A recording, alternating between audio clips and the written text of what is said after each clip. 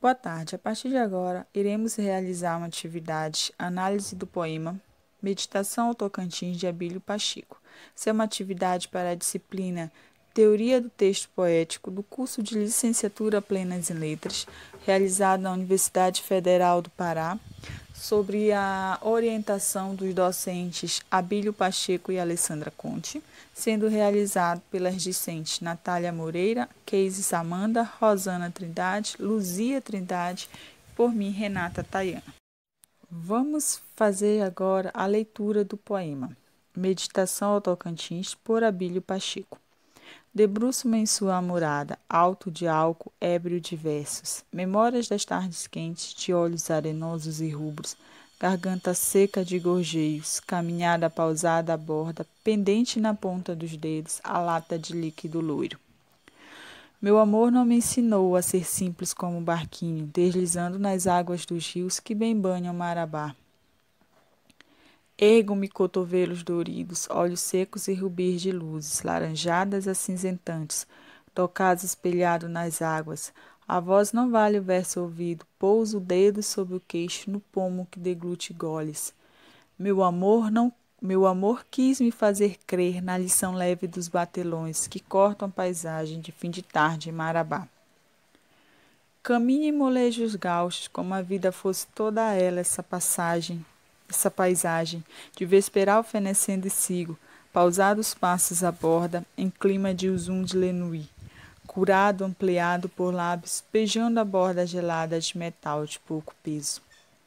Meu amor não viu em mim, por paralelo à certeza dos barcos batelões nessas águas a marulhar. Baixo a bauxita lixiviada, o braço estende-se penso, a goela regada cevada, a voz lubrificada e nova, para o verso que não vem. Mas fica-me o aroma de malte e de lúpulo em levedura, canto de ave aninhando. Meu amor não me viu símile de certeza singela e chã, em remos e quilhas seguras nessas águas tocantinas. Balança os braços brandos, o corpo tonto e torto, neste caminhar de olhos, ouvidos e boca diversos, palavras, sons e pausas, fita ocaso desrubrando, a tarde deixada às costas e a lâmina flúvia champla em nada, em calmaria de criação. Embarcações dispersas e ausentes viram versos livres, vorazes, já não há voz a pedir simpleza, se soltou do fogo, água e ar. Ouço o leito lento liso, ausente de banzos e banzeiros, refletindo pássaros silentes em pontos e riscos pelo céu, de teto lusco-fusco difuso, e de meus descompassos de oblíquos passos líricos, cisuras, acentos e pausas em leve entorpecimento. Alcais adernos de retorno, ressoam cadências desiguais, motivos ditados aos versos, emergem de vãos ouvidos. Esgoto todas as latinhas de amarga água alourada, preenchida a ponto de pouca noção de me restar. Feito fiapo de fita fina, da tarde clara e vaga, e meu brado se faz aroma, de fruta matura vinhada, de doce azedura apurado. O verso abole o simplório, o singelo agir, o sossego, inaprendido na lâmina d'água, a permanecer agora opaca. Procuro porto e paragem, um locus de líteros litros, repouso a pernas e braços, costas, mãos e pensamentos.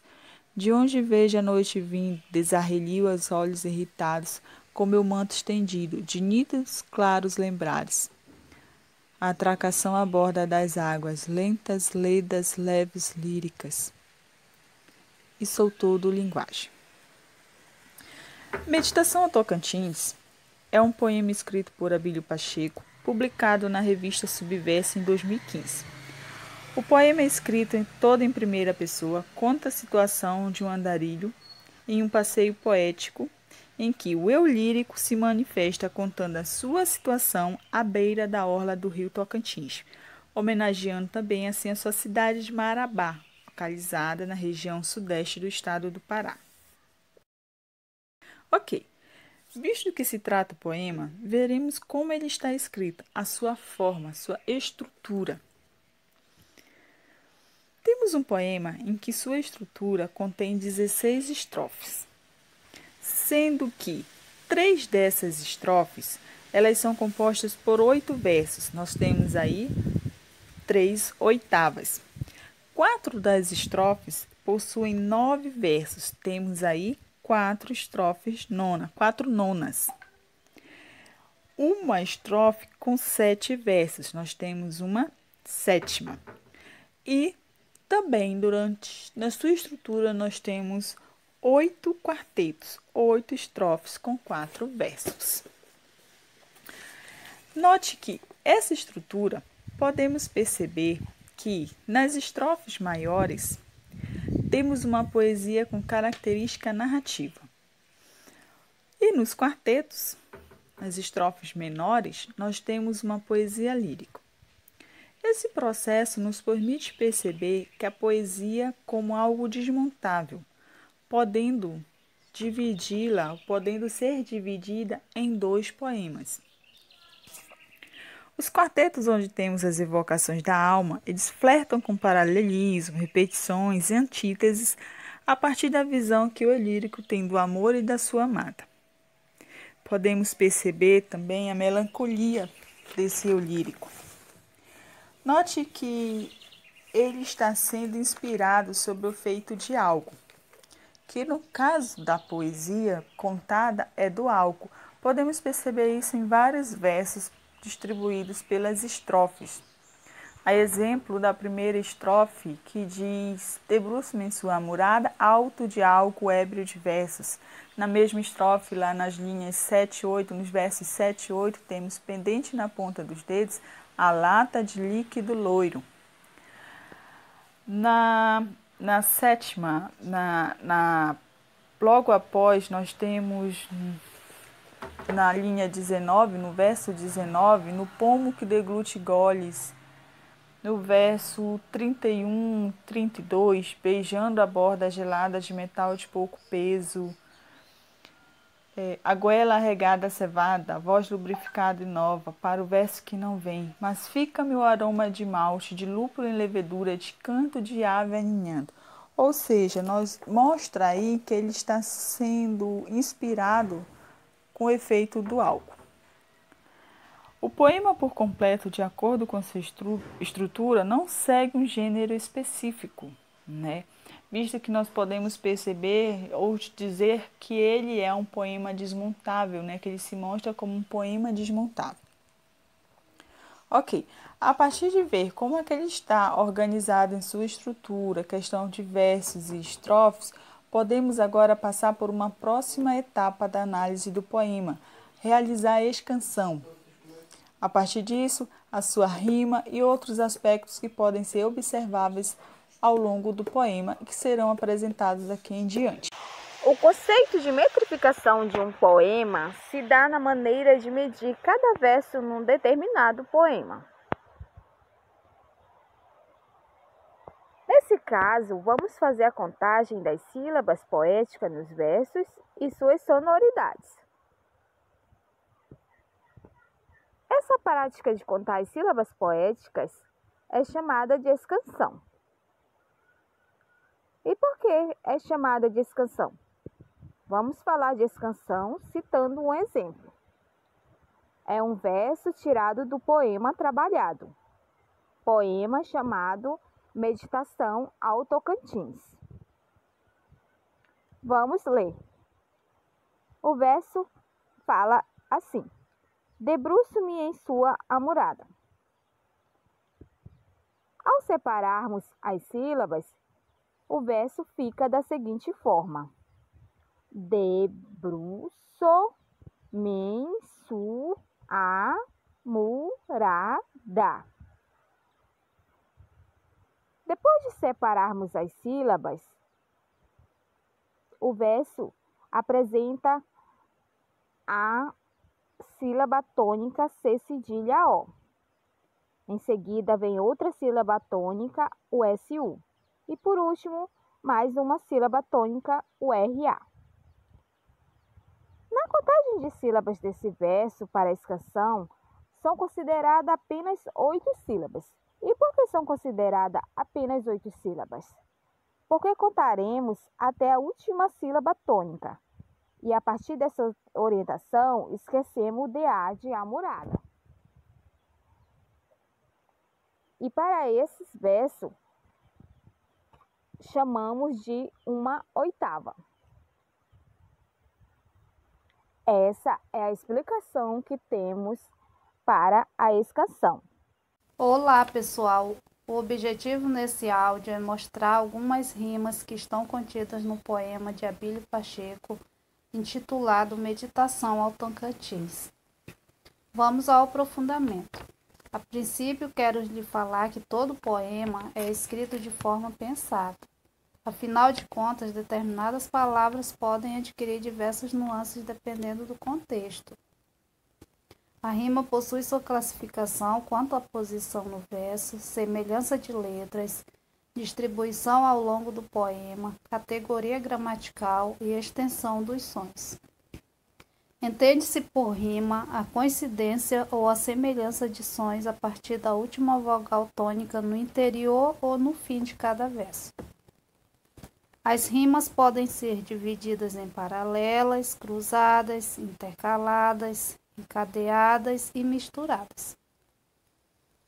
Na primeira estrofe desse poema que estamos analisando, no verso 1, a palavra amurada faz par de rima com as palavras caminhada e pausada no verso 6. No verso 3, a palavra quentes e no verso 7, a palavra pendentes também formam outro par. Logo temos pares de rima intercalada. Sua sequência é A, B, A, B. Quanto à sonoridade, são rimas pobres. Na terceira estrofe, as palavras doridos no verso 13 e ouvido no verso 17, com a sequência CC, são rimas externas e quanto à classe gramatical, são rimas pobres. Na quarta estrofe, há uma rima alternada com as palavras fazer e crer.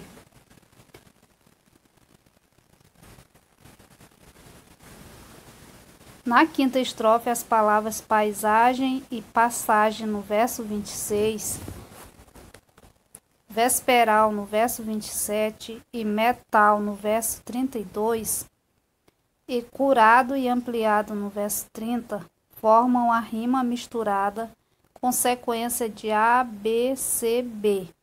Quanto à classe gramatical, são rimas ricas. Na sétima estrofe, as palavras lixiviada no verso 37, regada e cevada no verso 39, lubrificada no verso 40, forma pares de rimas internas, formando a sequência A, A, A. Quanto à classe gramatical, a rima é pobre. Na oitava estrofe, a palavra chã, no verso 46, e Tocantinas, no verso 48, formam rima externa. Na nona estrofe, as palavras corpo e torto, no verso 50, formam um par de rimas emparelhadas, com categoria gramatical diferente, por isso é uma rima rica. Na 11ª estrofe, as palavras banzos e banzeiros, no verso 63, lusco-fosco e difuso, no verso 66, descompassos no verso 67 e passos no verso 68, formam rimas cruzadas. Rimam consoantes e vogais. A sequência é B, C, D, D. São rimas pobres.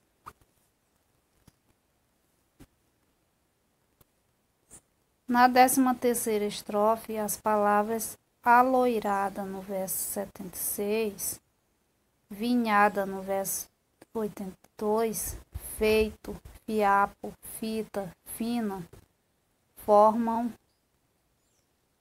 rimas misturadas com classes gramaticais diferentes, por isso são rimas ricas. Sua sequência é A, B, C, A, C.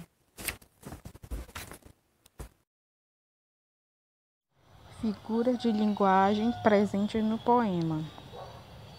Faz o uso de aliterações, assonâncias, comparação, metáfora e antíntese na construção do poema. Eu vou fazer só uma pequena retomada, né?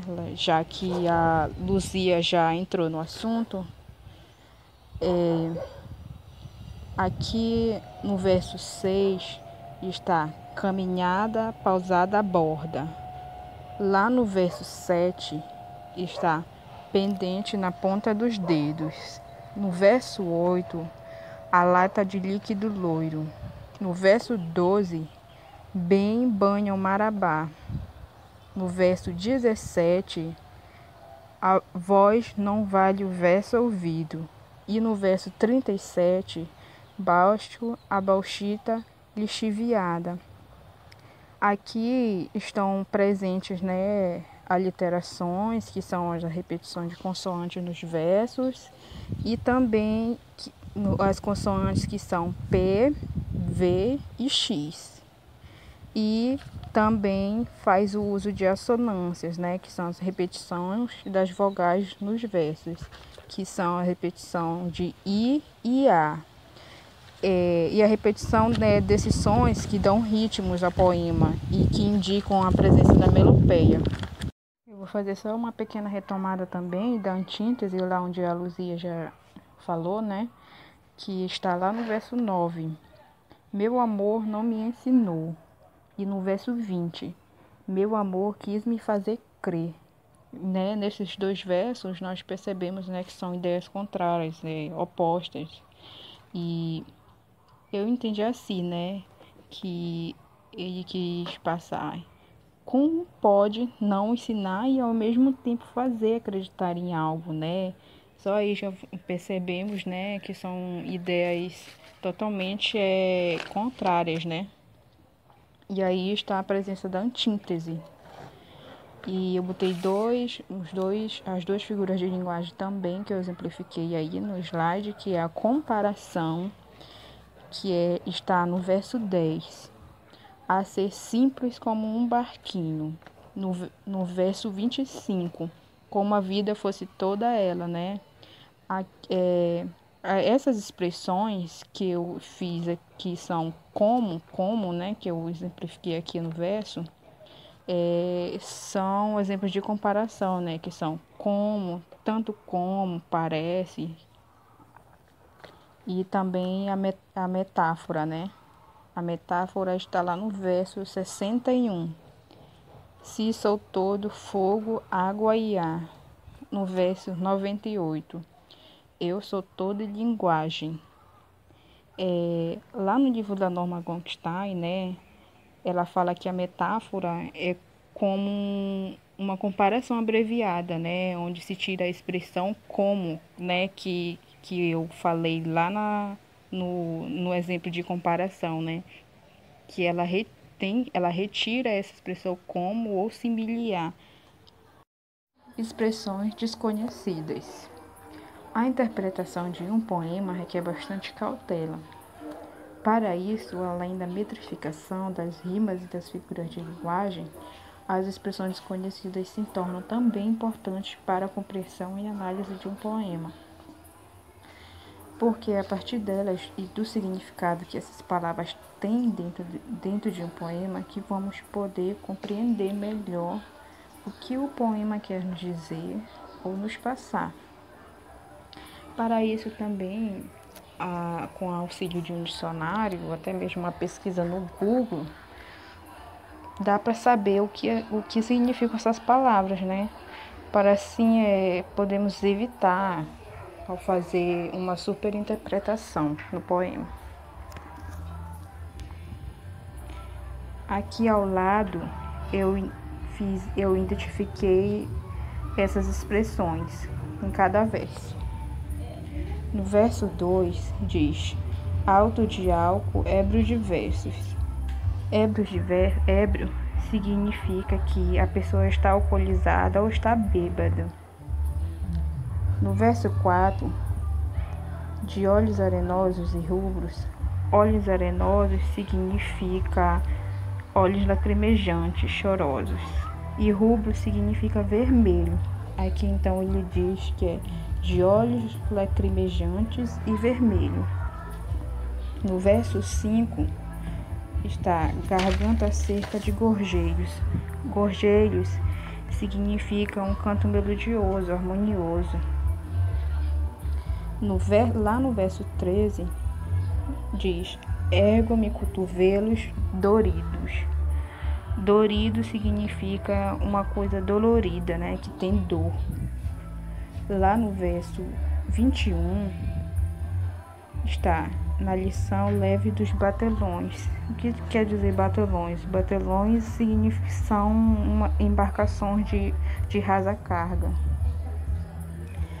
No verso 24 está caminhos em molejos gauchos. O que significa molejos? Molejos significa movimento. Gauchos significa inseguro. E lá no verso 27 está de vesperal fenecendo. O que significa fenecendo? Fenecendo significa uma coisa que acaba, que desbota ou escurece. Lá no verso 37 está baixo a bauxita livichiada. O que significa essa bauxita livichiada? No caso, a palavra livichiada significa lavada ou separada. No verso 45 está: meu amor não me viu simile. O que significa simile? Simile significa assim, algo semelhante. No verso 56 está: é a lâmina flúvia chã apainada. O que significa flúvia? Significa uma coisa dourada. E chã significa um terreno plano, uma planície. No verso 64 está: refletindo pássaros silentes. O que significa essa palavra silentes?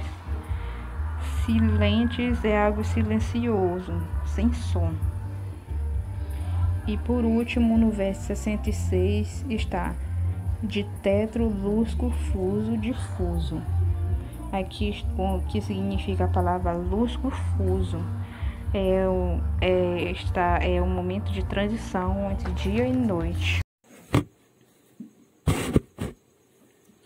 Olá, eu sou a Natália e eu vim apresentar os campos semânticos presentes no poema Meditação ao Tocantins, do Abílio Pacheco.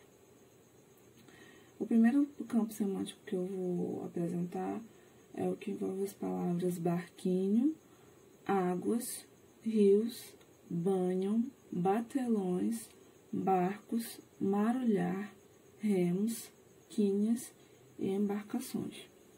Essas palavras, no decorrer do poema, elas nos levam a imaginar, né, um cenário fluvial, onde o lírico possa estar.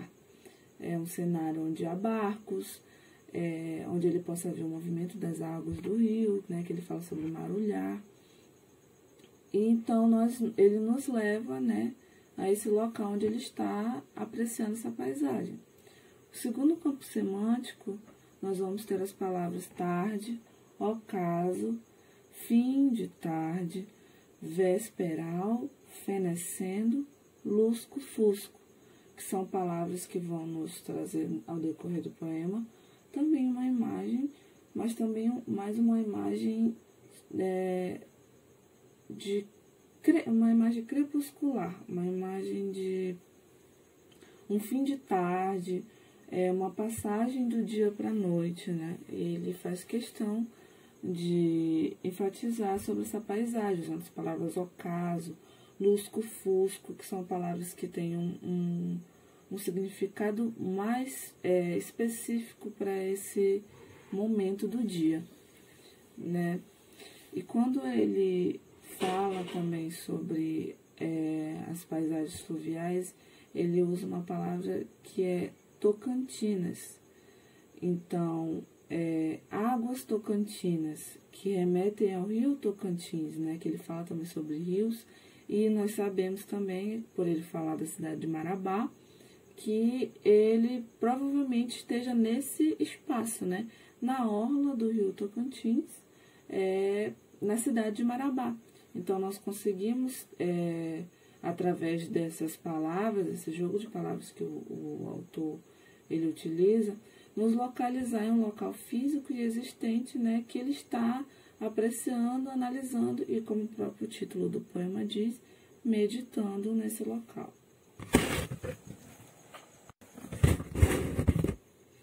Sobre essas imagens presentes no poema que o autor nos traz com essas palavras, né, associando essas palavras, podemos aplicar o conceito de Ezra Proud, que é a fonopeia, né, que é esse aspecto do poema que, através do campo semântico que o autor cria, conectando palavras, fazendo jogos de palavras, nos trazem essa imagem, né, trazer o sentido mais visual para o poema, né, para a obra. Então, esse aspecto visual que o autor utiliza aqui, nós podemos, que eu acabei de explicar, né, nos campos semânticos, podemos caracterizar como uma fonopeia.